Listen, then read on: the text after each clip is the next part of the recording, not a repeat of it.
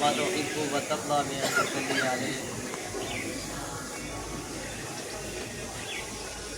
कल हम लोगों ने ये जाना था कि नबूवत के 5वें साल मुसलमान कुफ़ार के जुल्म व तशद्दुद से परेशान होकर के हबशा की तरफ हिजरत गए। इनमें 15 हजरात थे, 11 मर्द और 4 औरतें, जिनकी सरबराही सैयदना उस्मान गनी ज़ुन्नूरैन रज़ी अल्लाह ताला अन्हु, सैयदना जाफ़र तैयार रज़ी अल्लाह ताला अन्हु फरमा रहे थे। जब मुसलमानों ने हबशा की तरफ हिजरत की तो सैयदना अबू बकर सिद्दीक़ रज़ी अल्लाह ताला अन्हु भी हबशा की हिजरत को तैयार हो गए और उन्होंने भी ये इरादा किया, बल्कि वो मक्का छोड़ चुके थे, निकल चुके थे। रास्ते में उनको मालिक बिन दुगुन्ना नामी शख्स मिला।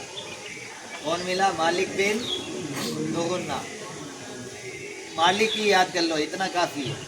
रास्ते में उनको मालिक नाम के एक शख्स मिले। उन्होंने कहा, अबू बकर कहाँ जा रहे हो, किधर का इरादा है? कहा, हबशा की तरफ हिजरत का इरादा है। कहा, तुम नहीं जा सकते, तुम्हें मैं अपनी पनाह में लेता हूँ। मक्के में कुफ़ार मक्का के सामने लेकर के आए। कहा, मैंने इसको अपनी पनाह में लिया। कहा, इस शर्त पर पनाह देते हैं कि जो है ये कुरान करीम की तिलावत बुलंद आवाज़ से नहीं करेंगे। कुरान करीम की तिलावत जब भी करेंगे ये आहिस्ता आहिस्ता करेंगे। लेकिन चूँकि सैयदना अबू बकर सिद्दीक़ रज़ी अल्लाह ताला अन्हु कुरान करीम के आशिक़ थे और घर के बाहर ही उन्होंने एक चबूतरा बनाया, जिसको अपनी सजदागाह बनाया, इबादत गाह बनाया। वहीं नमाज़ पढ़ते और जब सैयदना अबू बकर सिद्दीक़ नमाज़ पढ़ते थे तो कुरान करीम की आयत तिलावत करते करते अपने आप को पूरा महव कर देते। तिलावत करते करते उनको मालूम भी नहीं पड़ता, आवाज़ बुलंद हो जाती। इसी तरह वो करते रहे। ये अबू बकर सिद्दीक़ रज़ी अल्लाह ताला अन्हु हैं कि कुरान करीम की तिलावत करते तो अपने आप को भूल जाते।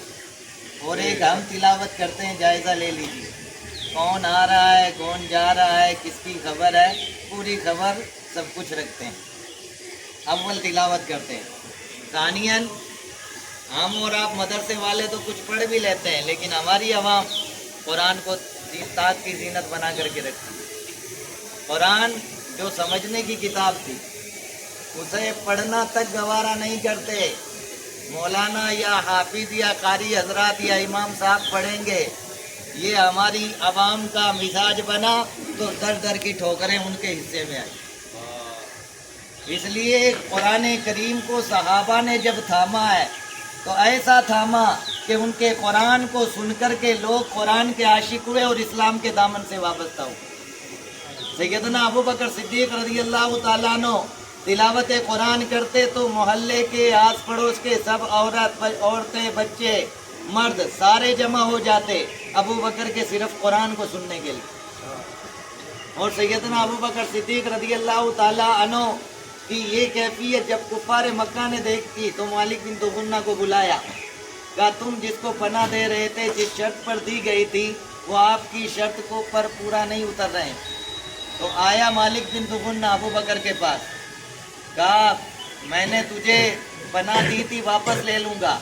अबू बकर का जवाब सुन लीजिए, मुझे अल्लाह की पनाह के अलावा किसी की पनाह की ज़रूरत नहीं है।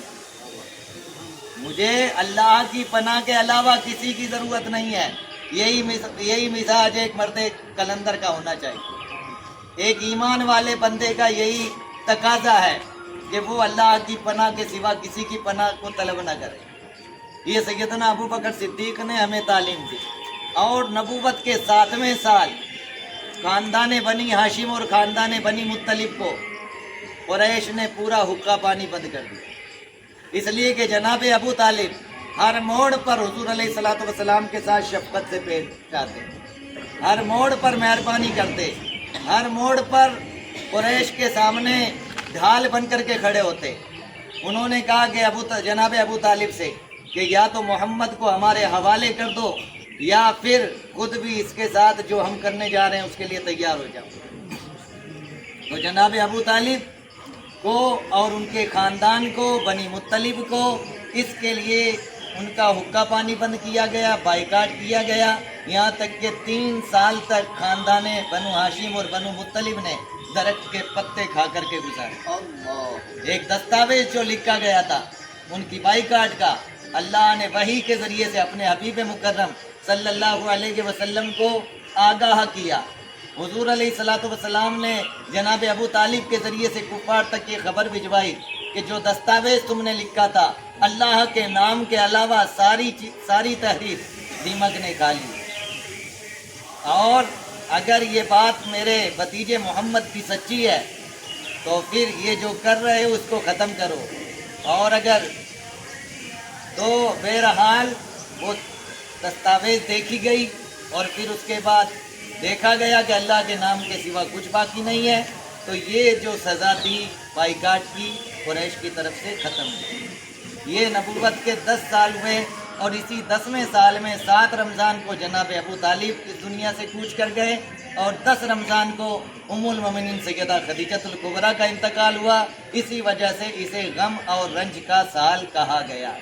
آگے انشاءاللہ پھر بتایا جائے گا۔ استغفر اللہ ربی من کل ذنب واتوب الیہ، اشہد ان لا الہ الا اللہ وحدہ لا شریک لہ، واشہد ان سیدنا مولانا محمد